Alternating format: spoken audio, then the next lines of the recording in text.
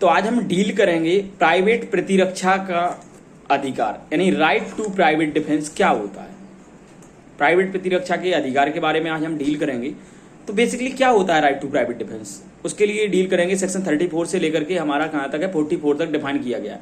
तो प्राइवेट प्रतिरक्षा सेक्शन 34 बात करता है कि प्राइवेट प्रतिरक्षा में की गई बातें, प्राइवेट प्रतिरक्षा में कोई भी बात जो प्राइवेट प्रतिरक्षा के अधिकार के प्रयोग में हम करके यूज करते हैं, exercise of the right of private defence, तो वो किया गया कृत्य अपराध की श्रेणी में नहीं आता है।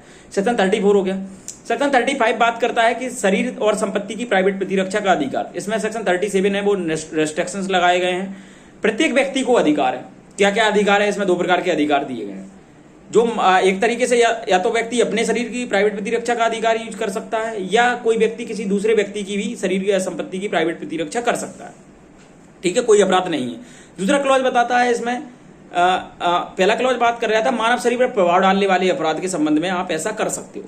दूसरी बात करते हैं, दूसरा क्लॉज बात करता है कि चोरी, रिस्ट्री और कहे हम लूट और आपराधिक अत्याचार, यदि आप ऐसी कंडीशंस में आप कोई ऐसा कृत्य करते हो या ऐसी कंडीशंस में कोई प्रयत्न करते हो आप, तो ऐसी कंडीशंस में चाहे संपत्ति जंगम हो या चाहे संपत्ति स्थावर संपत्ति हो, ऐसी कंडीशंस में आपके द्वारा किया गया कोई कृत्य अपराध की श्रेणी में नहीं आएगा। इतना हमारा क्लियर हो गया। उसके बाद हम सेक्शन 36 की बात करते हैं। जो 36 बात करता है, हमारा डील करता है 36 कि प्राइवेट प्रतिरक्षा के अधिकार में एक तरीके से हम देखें कि जो विकृचित वगैरह व्यक्ति रहते हैं, जो विकृचित के जो परिपक्वता के अभाव में है, जो बालकपन है, या विकृचित कोई व्यक्ति है जो मत्ता के कारण कोई अपराध कारित करते हैं, तो ऐसी कंडीशन में हमें राइट टू प्राइवेट डिफेंस उतना यूज करना है जितना कि वो सही व्यक्ति होता, तब हम राइट टू प्राइवेट डिफेंस करते हैं। यदि कोई व्यक्ति आप पे आक्रमण कर रहा है, वो पागल है, तो आप उसकी डेथ नहीं कर सकते। इलस्ट्रेशन में आप देखना, जो मैं स्टोरी बता रहा हूँ उसी के अकॉर्डिंग इलस्ट्रेशन से। तो प्राइवेट प्रतिरक्षा में कहें हम कि उतना बल प्रयोग करेंगे। सेक्शन 37 बात करता है कि कब किन किन कंडीशंस हैं उसमें राइट टू प्राइवेट डिफेंस नहीं दी गई है। तो बेसिकली मैं बात करूं आपके लिए कि राइट टू प्राइवेट डिफेंस का अधिकार है वो सेक्शन 37 में रेस्ट्रिक्शंस लगाए गए हैं, निर्बंधन लगाए गए हैं। सेक्शन 37 की कंडीशंस में आप राइट टू प्राइवेट डिफेंस का यूज नहीं कर सकते हैं। कितनी कंडीशंस हैं इसमें? 3 कंडीशंस दी गई हैं। पहला कंडीशंस है पब्लिक सर्वेंट में लगाई गई है। पब्लिक सर्वेंट किसी व्यक्ति की मृत्यु नहीं कर सकता है, गौरवपति नहीं कर सकता है। ठीक है। उसके बाद यदि कोई पब्लिक सर्वेंट सद्भावनापूर्वक कोई कार्य करता है, अपने पदभास में कोई कार्य करता है, यानी अपनी पब्लिक ड्यूटी को डिस्चार्ज करते हुए कोई कार्य कर रहा है, तो ऐसी कंडीशन में आप पब्लिक सर्वेंट के लिए नहीं मारपीट कर सकते हो। आपके द्वारा किया गया कृत्य अपराध माना जाएगा, लेकिन प्रॉपर इंस्ट्रक्शन है, वो सारी चीजें आपके लिए फॉलो करनी पड़ेंगी, पब्लिक सर्वेंट हो फिर भी। दूसरी बात करते हैं हम, कोई भी पब्लिक सर्वेंट है यदि वो सबऑर्डिनेट में काम करता है तब भी आप ऐसा नहीं कर सकते। तीसरी मैं बात करता हूं, यदि पब्लिक अथॉरिटी से लोक सहायता प्रदान करने का अधिकार है तब भी आप प्राइवेट डिफेंस का यूज नहीं कर सकते। अब ये लोक प्राधिकारियों से सहायता वाला पॉइंट के लिए समझना थोड़ा जरूरी है। इसमें सामने वाले ने आपके घर पे चोरी की, बाइक चुरा के ले गया सामने वाला व्यक्ति। अब आपके लिए 2 दिन बाद मार्केट में बाइक दिख रही है कि ये तो मेरी ही बाइक है। आपने क्या है, आपके लिए पब्लिक सर्वेंट से कन्वीनियंस करने का समय था, आप उनसे सहायता ले सकते थे। आप गए डायरेक्ट वहां से लड़ने लगे उस पर, फिर कोई अपराध हो गया, फिर कह रहे साहब राइट टू प्राइवेट डिफेंस ले रहे हैं हम, ये हमारी गाड़ी है, चोरी करके ले गया घर से। नहीं, जैसे ही वो गया आपका राइट टू प्राइवेट डिफेंस खत्म हो गया, आगे आएगा सेक्शंस। ठीक है। अब आपके पास क्या है, कोई अधिकार नहीं है। आप जाते पब्लिक सर्वेंट पे, अब आपने जो किया है वो तो अपराध माना जाएगा। ठीक है।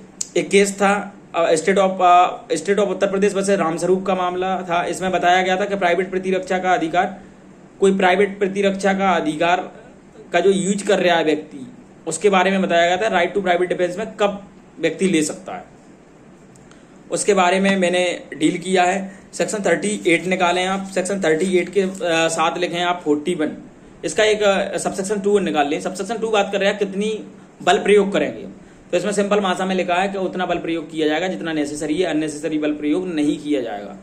ठीक है। यदि आप करते हो तो आप अपराध करते हो। उसके बाद सेक्शन 38 निकालें। 38 के लिए रीड विद करना है सेक्शन 41 के साथ। सेक्शन 38 क्या बात कर रहा है? सेक्शन 38 बात कर रहा है, सिंपल भाषा में समझे हम, कि शरीर की प्राइवेट प्रतिरक्षा में हम किसी व्यक्ति को मार सकते हैं, कोई अपराध नहीं है। मृत्यु कारित कर दो, कोई अपराध नहीं। इसमें भी सेक्शन 37 के लिए रीड कर जो कंडीशंस लगाई हैं उसे ध्यान रखना है। दूसरी हम बात करते हैं कि मृत्यु या कोई अन्य हानि कारित करते हैं तो उसके द्वारा किया गया कोई कृत्य अपराध की श्रेणी में नहीं आता है। इसमें 7 प्रकार की कंडीशंस लगाई गई हैं। पहला है ऐसा हमला जिससे युक्त रूप से आशंका कारित हो कि ऐसा हमले का परिणाम क्या हुआ, मृत्यु हुआ। दूसरा हम बात करते हैं ऐसा हमला जिससे युक्त रूप से यह आशंका हो कि ऐसा हमले का परिणाम घोरोपति होगा। तीसरा बालासंग के बारे में, आप किसी व्यक्ति की मृत्यु कर दें, अपराध नहीं माना जाएगा। चौथा बात करता है प्रकृति विरुद्ध कोई काम तृष्णा कार्य करने के आशय से कोई हमला करता है तो आप ऐसी कार्य में अपना बचाव करते हुए यदि आप हमला कर देते हो तो कोई अपराध नहीं होगा। व्यापहरण और अपहरण ऐसी कंडीशन में भी अपराध नहीं होगा। एक होता है सदोष परिरोध, यदि आप किसी व्यक्ति के लिए रोक के रखते हो अपने पास तो आपके द्वारा किया गया कोई कृत्य अपराध की श्रेणी में नहीं आएगा। और या आप किसी व्यक्ति के लिए अम्ल एसिड अटैक का यूज करते हो जिससे सामने वाले व्यक्ति के लिए ग्रीवियस हर्ट हो जाए तो ऐसी कंडीशन में आपके द्वारा किया गया कृत्य अपराध नहीं माना जाएगा। यदि वो बचाव करते हुए आपकी डेथ भी कर देता है तो उसके लिए बचाव मिलेगा, उसके लिए दंड नहीं दिया जाएगा। सेक्शन 41 निकाले हैं आप, जिसमें बताया गया कि शरीर एक तरीके से देखें हम 41 के लिए कि संपत्ति की प्राइवेट प्रतिरक्षा में भी हम किसी व्यक्ति की मृत्यु कारित कर सकते हैं। ठीक है, एक तो सेक्शन 37 का रेस्ट्रिक्शंस है, इसमें मृत्यु या अन्न आप हानि कारित कर सकते हैं। इसमें 4 रेस्ट्रिक्शंस दिए गए हैं। एक तो आप लूट करते हो, कोई व्यक्ति लूट कर रहा है, यदि आप प्राइवेट प्रतिरक्षा के अधिकार में किसी व्यक्ति की मृत्यु कारित करते हैं तो ही अपराध नहीं माना जाएगा। दूसरा सूर्यास्त के पश्चात या सूर्यास्त के पूर्व गृह भेदन करते हैं। तीसरा अग्नि द्वारा या विस्फोटक पदार्थ द्वारा ऐसा कार्य करते हैं। चौथा बात करता है चोरी, रिष्टि, गृह अतिचार के बारे में आप मृत्यु या घोरोपति कारित करते हैं तो ऐसी कंडीशंस में भी क्या माना जाएगा, प्राइवेट प्रतिरक्षा का अधिकार है वो आपके पास है। और आप ऐसी कंडीशंस में सामने वाला व्यक्ति ये एक तरीके से कहें कि नहीं कह सकता है कि इसने इंटेंशनली मारा है, आपके लिए प्रूव करना पड़ेगा 108 के अकॉर्डिंग, BSA भारतीय साक्ष्य अधिनियम 2023 के अकॉर्डिंग। तो ऐसी कंडीशन में आपके द्वारा किया गया कृत्य कोई अपराध की श्रेणी में नहीं आएगा। मैं इसके अगले सेगमेंट की बात करता हूं, अगले सेक्शन की। सेक्शन 39 बात करता है कि कब ऐसे अधिकार का विस्तार मृत्यु से भिन्न कोई अपहानि कारित कर सकते हैं। तो इसमें बताया गया है कि शरीर की प्राइवेट प्रतिरक्षा में केवल आप 38 के अकॉर्डिंग ही मृत्यु कारित कर सकते हो, अदरवाइज कोई अन्य अपहानि कारित करते हो तो सेक्शन 39 के अकॉर्डिंग आपके लिए बचाव हो जाएगा। सेक्शन 40 बात करता है कि शरीर की प्राइवेट प्रतिरक्षा के अधिकार का प्रारंभ और बना रहना। सेक्शन 40 बात करता है कब तक प्राइवेट प्रतिरक्षा का अधिकार प्रारंभ और बना रहेगा। तो सिंपल लैंग्वेज में बताया गया कि कब तक बना रहेगा, तो लिखा है इसमें जब तक बना रहेगा जब तक कि ऐसी आशंका सामने वाले की बनी रहती है उस अपराध के प्रति। ठीक है, युक्त आशंका तब तक बनी रहती है। कब प्रारंभ होता है, उसी क्षण प्रारंभ होता है जैसे ही उसे पता चल जाता है। ठीक है, और कब तक बना रहता है, तो जब तक हमें आशंका बनी रहती है जब तक बना रहेगा। दूसरा हम बात करते हैं सेक्शन 42 बात कर रहा है कि संपत्ति की प्राइवेट प्रतिरक्षा में यदि आप किसी व्यक्ति की मृत्यु से भिन्न कोई अपहानि कारित कर देते हो तो कोई अपराध नहीं माना जाएगा। 43 बात करता है कि संपत्ति की प्राइवेट प्रतिरक्षा के अधिकार का प्रारंभ और बना रहना। 43 में इसकी कंडीशंस हैं, उन्हें देख लेते हैं कि कब तक प्रारंभ और बना रहता है। तो पहली कंडीशन है कि कब प्रारंभ बना रहेगा। एक तो आशंका पैदा होती है, ठीक है, संपत्ति का संकट की युक्त आशंका कब प्रारंभ होगा, जब तक आप पे युक्त आशंका पैदा है जब तक बना रहेगा वो। दूसरा हम बात करते हैं चोरी के विरुद्ध कब बना रहेगा, जब तक संपत्ति आपकी जो प्रत्युत रहती है यानी आपके कब्जे से बाहर ना हो गई हो। जैसे ही बाहर हो गई आपका राइट ऑफ प्राइवेट डिफेंस खत्म हो गया, आपके पास पब्लिक अथॉरिटी के पास, मैंने बताया था आपके पास राइट है कि आप वहां से उससे प्रोटेक्ट कर सकते हो। उसके बाद लूट के विरुद्ध कब होता है, जब मृत्यु या उपपत्ति या सदोष अवरोध के तत्काल मृत्यु का भय हो। ठीक है, कब तक, जब तक सामने वाले ने ऐसा भय देना बंद कर दिया है तो आप समाप्त हो जाएगा। ठीक है, उसके अलावा आप आपराधिक अत्याचार या रिष्टि के विरुद्ध कब तक बना रहता है, जब तक ऐसा आपराधिक अत्याचार या रिष्टि बनी रहती है। ठीक है, तब तक हमें right to private defence use करने का अधिकार है। दूसरा सूर्यास्त के पश्चात तो सूर्योदय के पूर्व कब तक बना रहता है, या ग्रह भेदन के विरुद्ध जब तक हमें ऐसी आशंका बनी रहती है तो ऐसी कंडीशंस में क्या होगा, हमारा राइट टू प्राइवेट डिफेंस बना रहेगा। दूसरी हम बात करते हैं सेक्शन 44 बात क्या करता है। सेक्शन 44 बात करता है घातक हमले के विरुद्ध प्राइवेट प्रतिरक्षा के अधिकार में कब निर्दोष व्यक्ति की मृत्यु कारित कर देते हैं तो उसके द्वारा किया गया कृत्य अपराध की श्रेणी में नहीं आता है। इसमें एक केस आया था अमजद खान वर्सेस मध्य प्रदेश का राज्य का मामला था। इसमें सिंपल इलस्ट्रेशन से इसके लिए डील किया गया था कि एक व्यक्ति था, उसके लिए भीड़ ने घेर लिया और उस पर क्या किया, भीड़ ने एक तरीके से आक्रमण किया। उसने अपने बचाव के लिए क्या किया कि भीड़ पर आक्रमण किया, और भीड़ पर आक्रमण करते समय उस व्यक्ति की एक की मृत्यु हो गई, बच्चों की, क्योंकि वो स्पष्ट रूप से मैं बताऊं कि वो भीड़ को अलग करके गोली नहीं चला सकता।